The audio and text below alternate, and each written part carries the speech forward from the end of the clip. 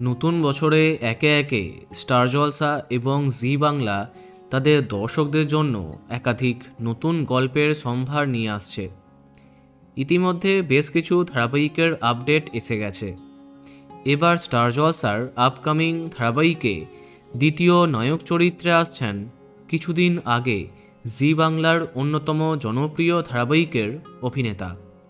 আমরা কথা বলছি জনপ্রিয় টেলি অভিনেতা রাজা গোস্বামী সম্পর্কে। কদিন আগে নিম ফুলের মধু ধারাবাহিকে পর্ণার বসের চরিত্রে তাকে দেখছিল দর্শক। কিছু নেগেটিভ সেট ছিল তার চরিত্রে, কিন্তু এবার স্টার জলসার আপকামিং ধারাবাহিকে বেশ প্রধান চরিত্রে তাকে দেখা যাবে। লীনা গাঙ্গুলির হাত ধরে জলসার পর্দায় আসছে নতুন গল্প চিরসখা, যেখানে একসাথে অনেক জনপ্রিয় কাস্টিং দেখা যাচ্ছে।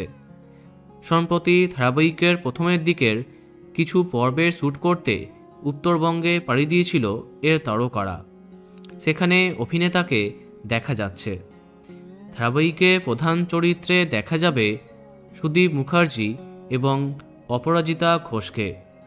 অন্যদিকে এর মাধ্যমে অনেক দিন বাদে টেলিপর্দায় কামব্যাক করছেন লাভলি মৈত্র।